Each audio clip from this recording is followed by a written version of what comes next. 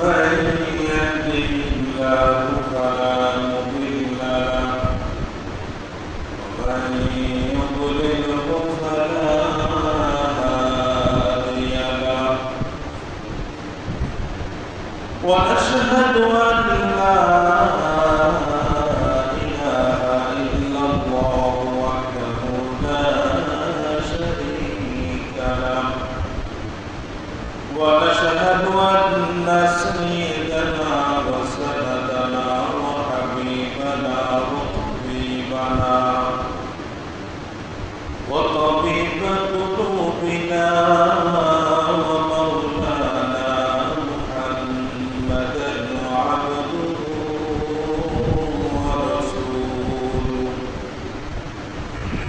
الذي أرسله الله تعالى بالحق بشيرا ونذيرا وداعيا إلى الله بإذنه وسراجا منيرا أما بعد فأعوذ بالله من الشيطان الرجيم بسم الله الرحمن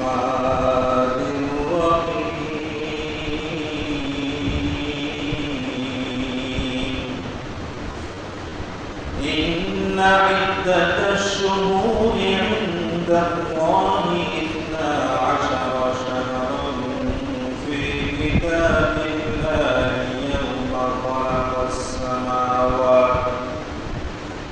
يوم خلق السماوات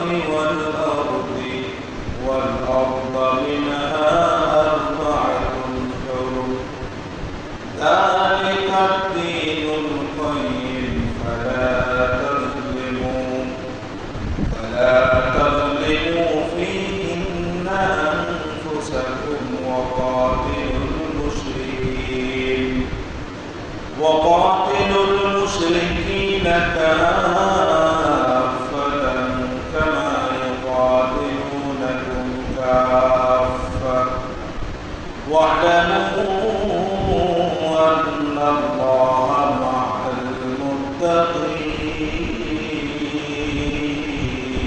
المتقين صدق الله العظيم وقال رسول الله صلى الله عليه وسلم أفضل الصيام بعد رمضان شهر الله المحرم أو كما قال عليه الصلاة والسلام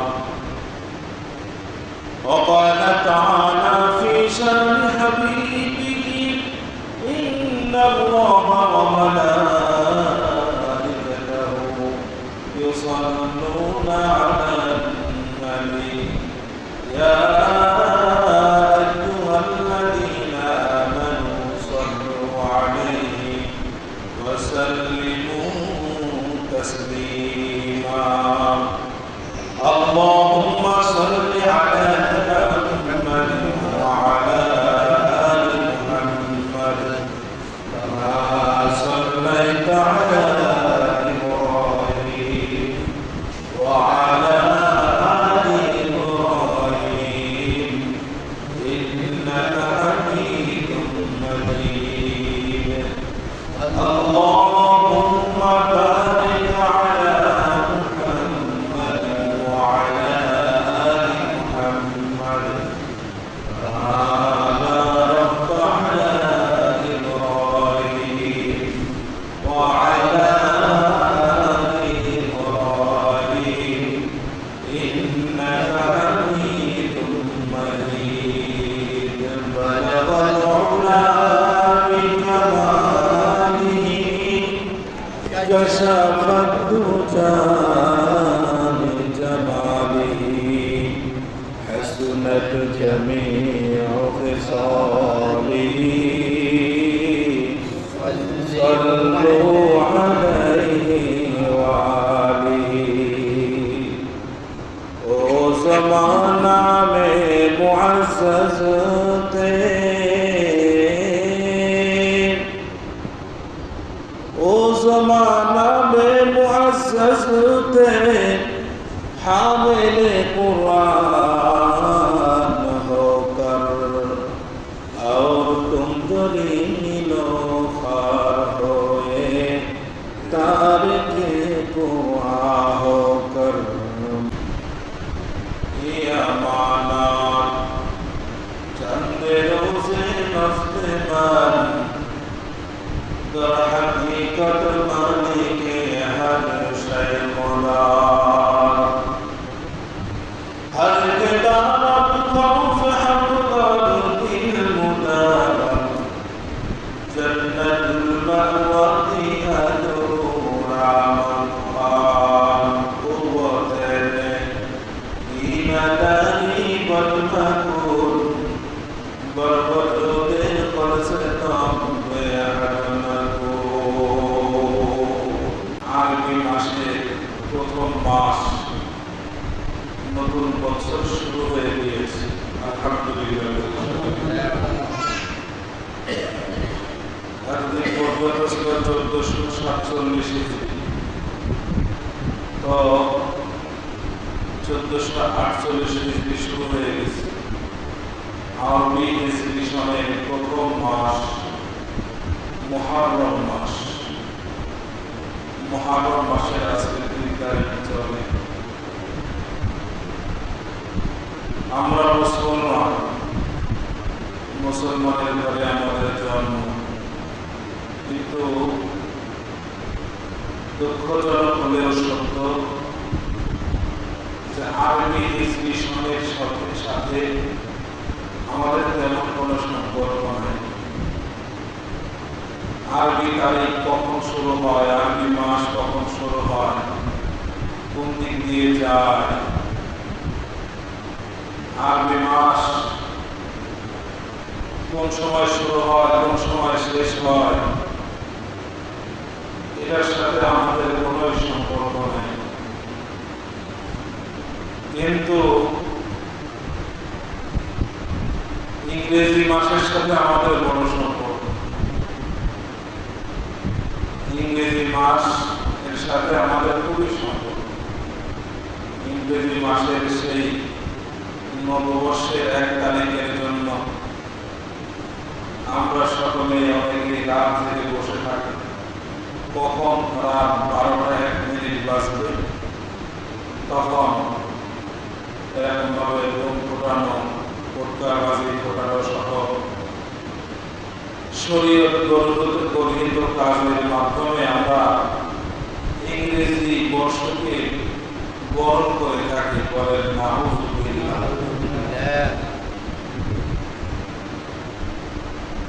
এটাকে কি বলা হয় হ্যাপি নিউ ইয়ার কি বলা হয় 31st নাইট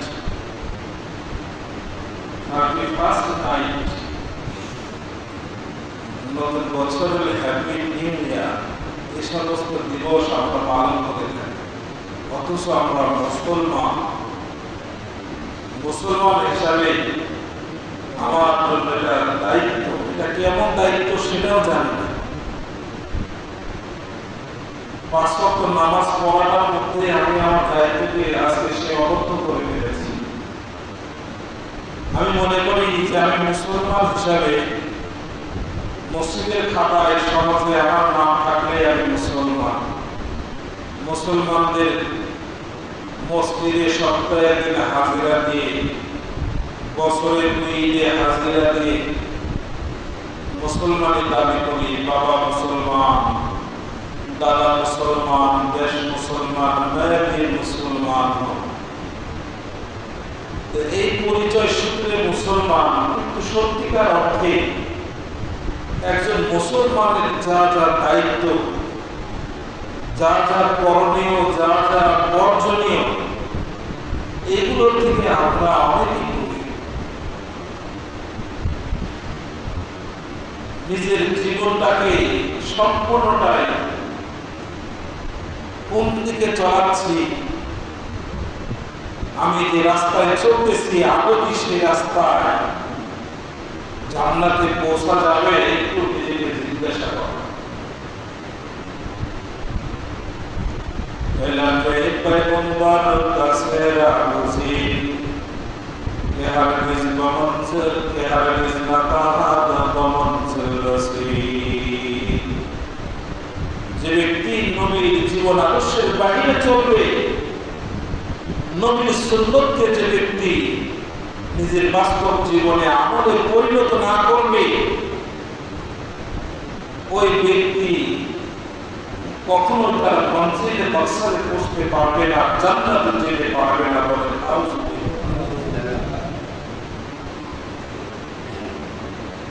মুসলমান হিসাবে একজন মুসলমানের জন্য যা যা করণীয় ছিল, যা যা বর্জনীয় ছিল, সেগুলো আজকে আমাদের মধ্যে নাই। আমার আপনার রব আল্লাহ পাক রব্বুল আলামিন পবিত্র কালামুল্লাহ শরীফের মধ্যে জানায় দিয়েছেন, মা আতাকুমুর রাসূলু ফাখুযুহু ওয়া মা নাহাকুম আনহু ফান্তাহু। আল্লাহ হাবিব সাল্লাল্লাহু আলাইহি ওয়াসাল্লাম যা কিছু নিয়ে এসেছেন সেটা তোমরা মজবুতের সাথে ধরো, মজবুতের সাথে আমল করো। ওয়া মা নাহাকুম আনহু ফান্তাহু। আর যার থেকে আল্লাহর হাবিব সাল্লাল্লাহু আলাইহি ওয়াসাল্লাম তোমাদেরকে নিষেধ করেন, তার থেকে তোমরা বিরত থাকো। মুফাসসিরিনে কেরাম বলে এই দুই কথার মধ্যে আল্লাহ রাব্বুল আলামিন এই আয়াতের মধ্যে দুই কথার মাধ্যমে পূর্ণ শরীয়তকে ঢুকায় দিয়েছেন। সুবহানাল্লাহ। রাসূল যা নিয়ে এসেছেন সেটা মজবুতের সাথে ধরো, রাসূল যেটা ছাড়তে বলেছেন সেটা ছেড়ে দাও। এটার নামই হলো ইসলাম। মুসলমান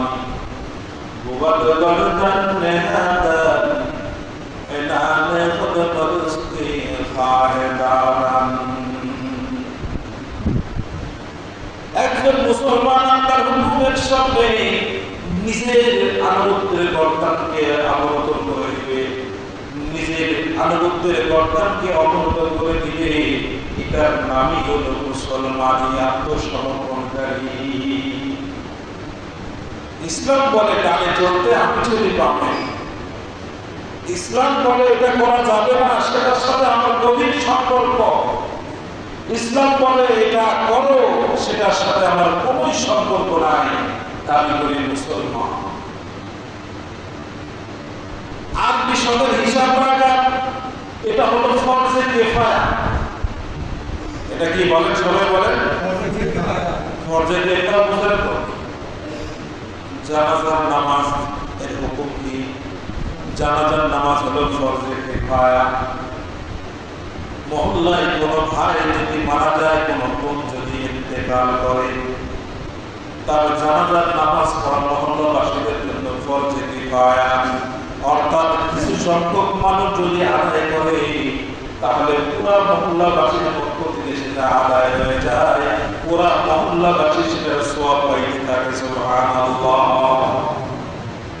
আর যদি কেউ আদায় না করে, তাহলে পুরা মহল্লাবাসী গুনাহগার হয়ে যায়। নাউযুবিল্লাহি মিন যালিক। এটাই হলো ফরজে কিফায়া। কেউ কেউ যদি আদায় করে, তাহলে সকলের পক্ষ থেকে আদায় হয়ে যায়।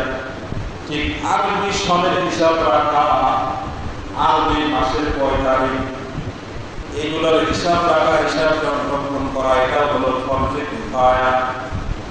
কিন্তু দুঃখজনক হলো সত্য, এই ফরজে কিফায়ার সাথে আমাদের কোনো সম্পর্ক নাই। আজকে 3 তারিখ, মুহররম মাসের কয় তারিখ? আজকে মুহররম মাসের কয় তারিখ? 3 তারিখ। আমাদের দেশে ইসলামিক ফাউন্ডেশনের পক্ষ থেকে তারাই ফরজে কিফায়া আদায় করে। সুবহানাল্লাহ। আল্লাহ ইসলামিক ফাউন্ডেশনকে সঠিক পথে চলবার তৌফিক দান করেন সকলে মিলে আমিন। তাদের জন্য দোয়া করা, তাদের এই ইসলামিক ফাউন্ডেশনের মাধ্যমে আমাদের চাঁদ চাঁদ দেখা, চাঁদের হিসাব রাখা সংরক্ষণ কমিটি আছে, তারা এটা সংরক্ষণ করে, হিসাব সংরক্ষণ করে। কিন্তু এটা আমাদেরও এটার সাথে সম্পর্ক রাখার দরকার। আমি ইংরেজি কত সহজ হবে সেটা বলতে পারি, কিন্তু আরবি এটা কত সহজ হবে সেটা বলতে পারি না। আরবিতে কত সহজ হবে বলতে পারেন? 1448 হয়ে গেছে। 1400 কত? বাংলা কত চলে? আমরা বাঙালি, কিন্তু বাংলাও আমরা কি জানি না। বাংলা তারিখটা আজকে হলো 1433 চলে। 1400 কত? 33। 1400 কত? 33 চলে। 1433 সাল চলতেছে। আর ইংরেজি 2000 কত? এটা আমরা সবাই জানি। 2026 এটা আমরা সবাই জানি। বাংলার সাথেও সম্পর্ক নাই, আর আরবের সাথে তো কথাই নেই। আমার ভাইয়ের ব্যস্ত বুজুর্গ বাসায় পত্রিকা রাখবেন, যে পত্রিকার মধ্যে আরবি তারিখও থাকে সেই পত্রিকা রাখবেন। তারা যাবে না ইনশাআল্লাহ। আল্লাহ হাবিব সাল্লাল্লাহু আলাইহি ওয়াসাল্লাম যখন হিজরত করে মদিনাতে গেলেন, তো দেখলেন যে তারা 10 তারিখে রোজা রাখে। মুহররম মাসের 10 তারিখকে বলা হয় আশুরা। মুহররমের 10 তারিখে কি বলা হয়? আশুরা। আশারাতুন মানে 10। এই আশারাতুন থেকেই আশুরা শব্দের উৎপত্তি। তো আশুরা হলো মুহররম মাসের কয় তারিখ? 10 তারিখ। মনে থাকবে তো ইনশাআল্লাহ। মুহররম মাসের 10 তারিখে কি বলে? আশুরা। তো ভাই বুজুর্গ, আল্লাহর হাবিব সাল্লাল্লাহু আলাইহি ওয়াসাল্লাম মদিনাতে গেলেন।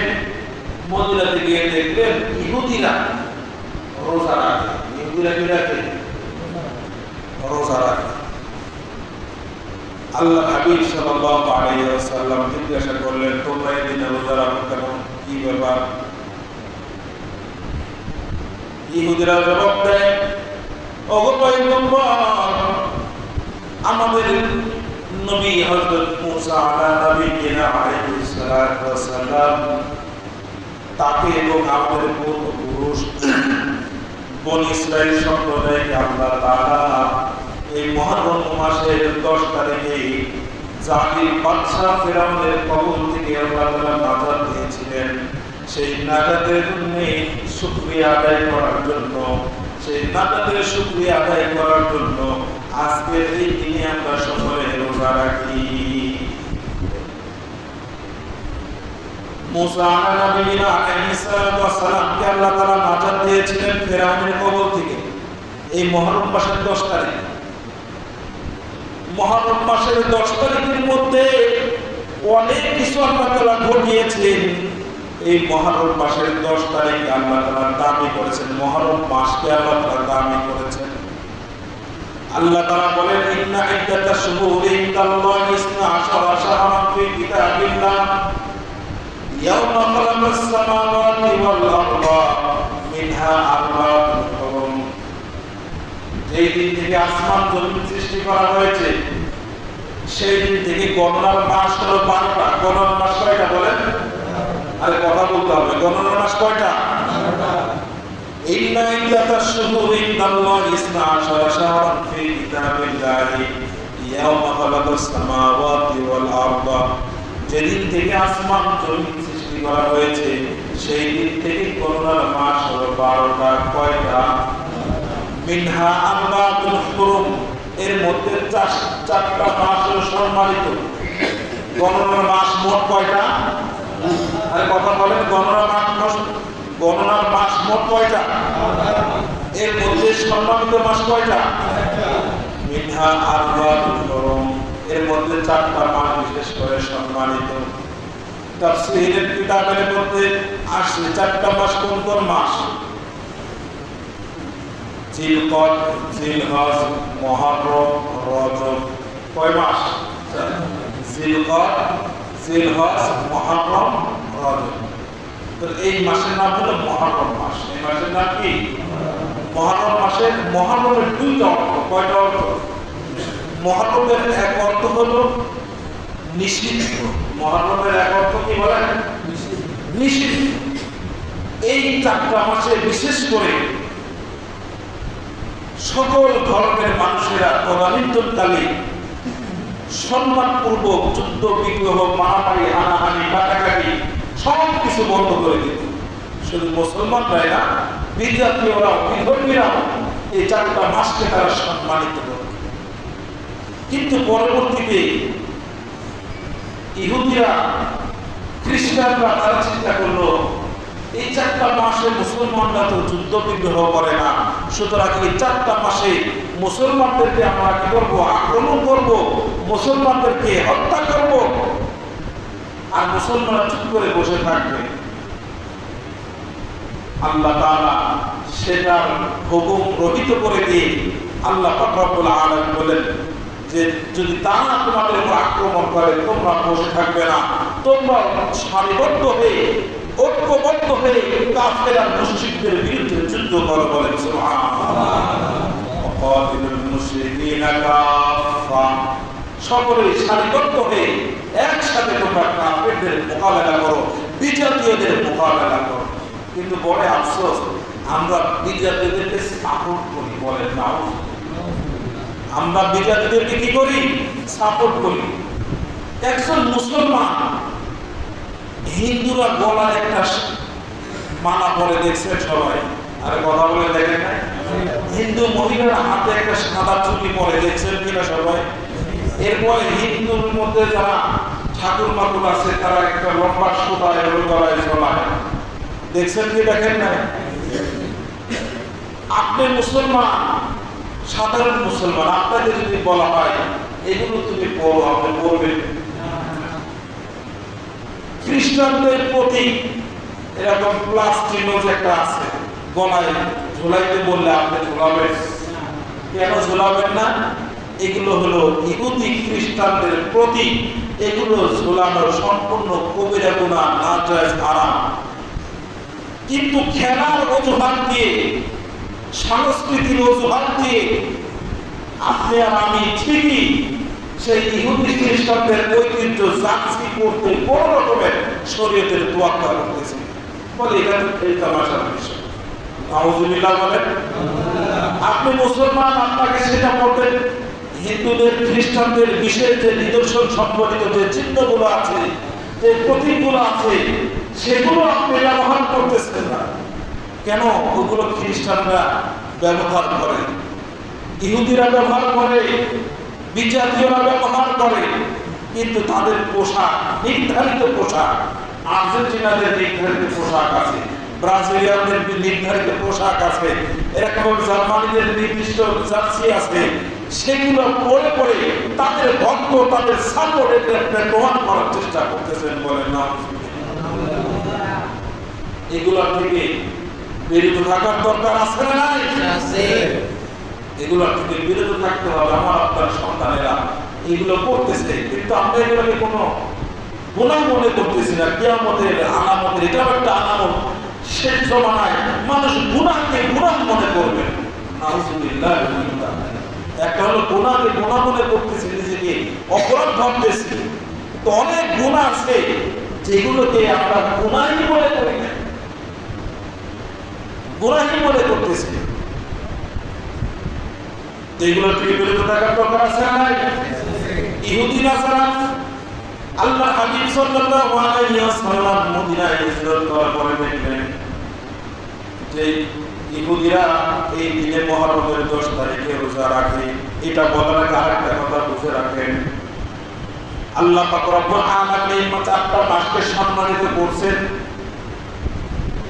আগের থেকে আসমান জমিন সৃষ্টি হওয়ার আগের থেকে এই চারটা মাস সম্মানিত।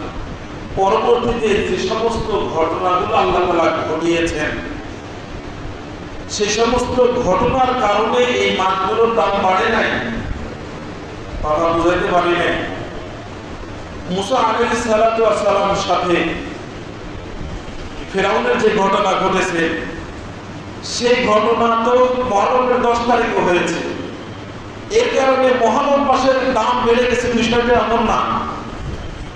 মহরম মাসের দাম আল্লাহ তাআলা যেই দিন থেকে আসমান জমিন সৃষ্টি করেছে সেই দিন থেকে এই 4টা মাসকে আল্লাহ তাআলা দামি করেছেন। সুবহানাল্লাহ। কথা বুঝে আসছে নাকি ভাই? বরঞ্চ এই দিনে কোনো ঘটনা ঘটলে সেই ঘটনা দামি হতে হবে, সেই ঘটনার দামি হয়ে যাবে। তদ্রুপভাবে হাসান হোসাইনের, হযরত হোসাইন রাদিয়াল্লাহু তাআলা এর শাহাদাতের ঘটনা, এটাও মুহররম মাসের 10 তারিখে ঘটেছে।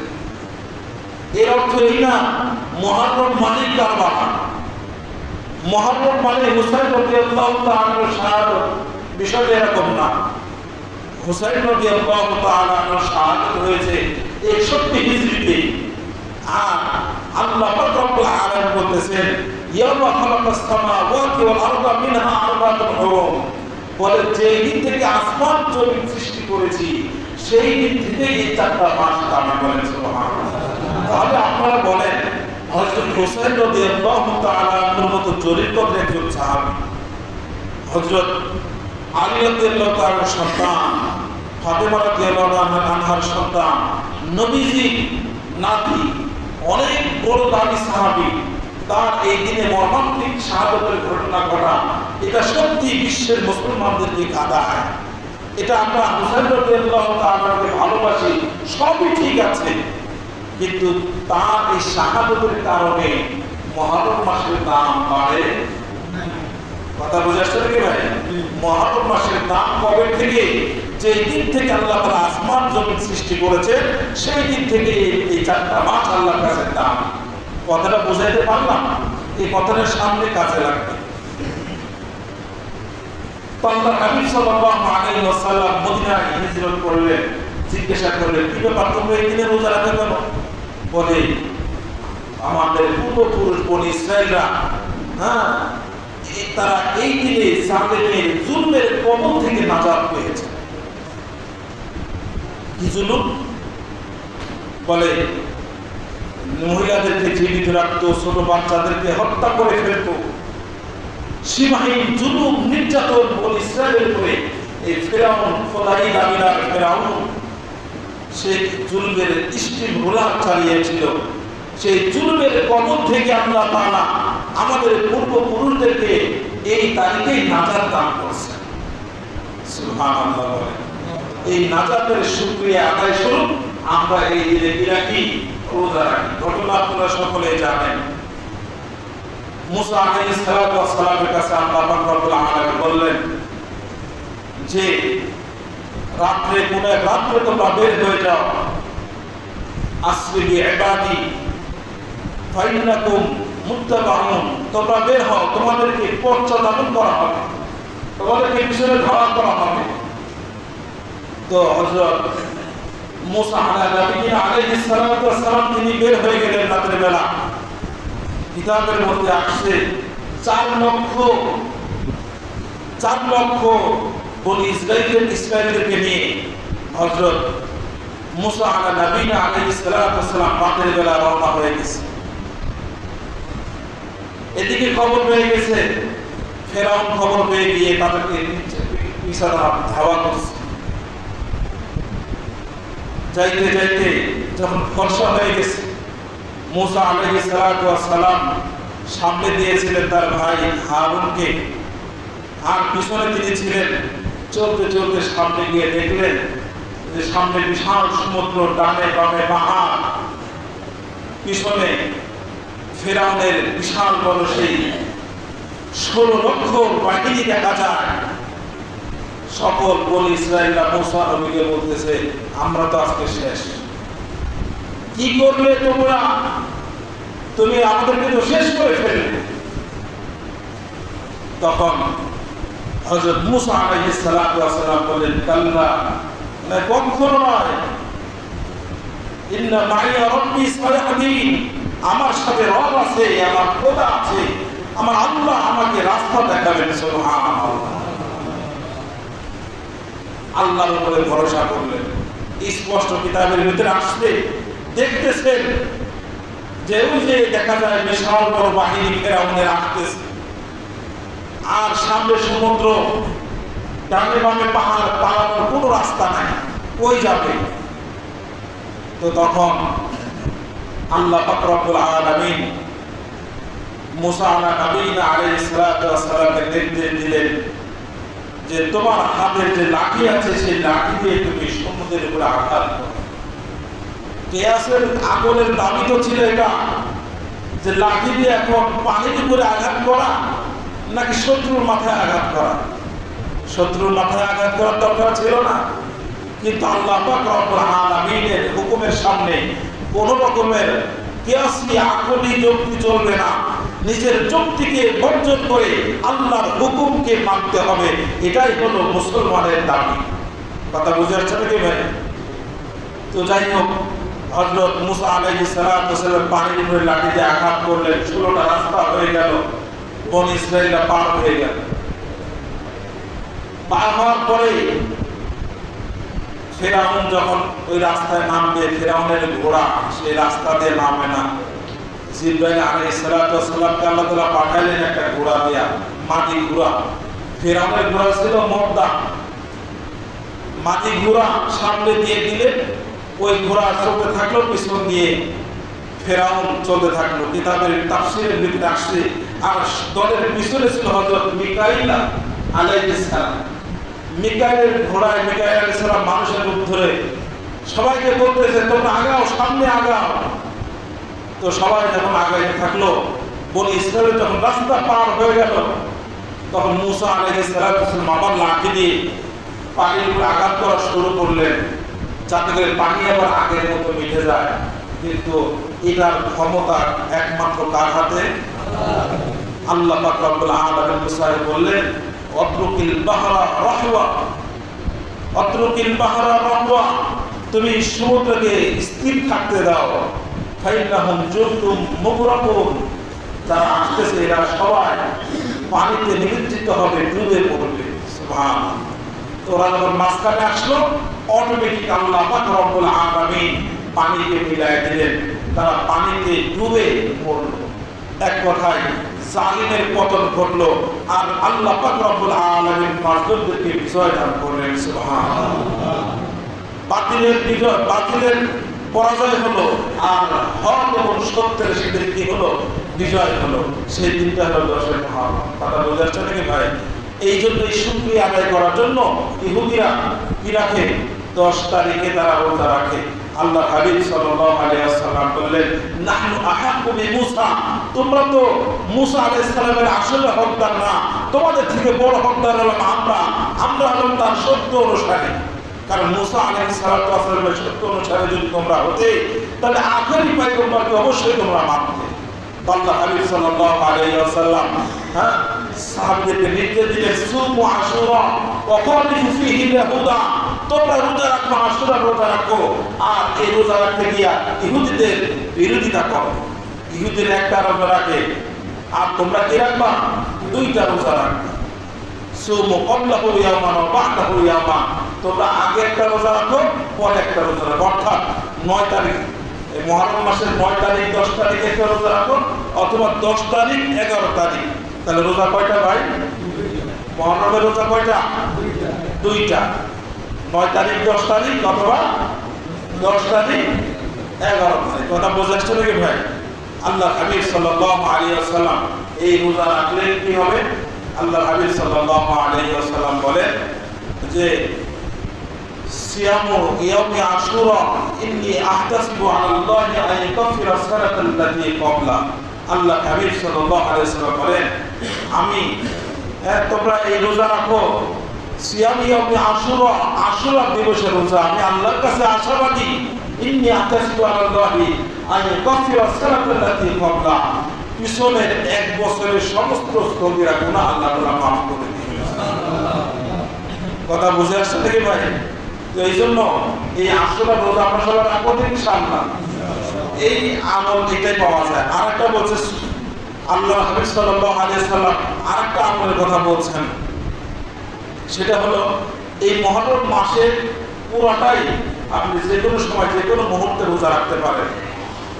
ফুকাহায়ে কেরামগণ বলেন যে মুহররম মাসের নির্দিষ্ট কোনো আমল নাই এই রোজা ছাড়া। কথা বুঝে আসছেন নাকি ভাই?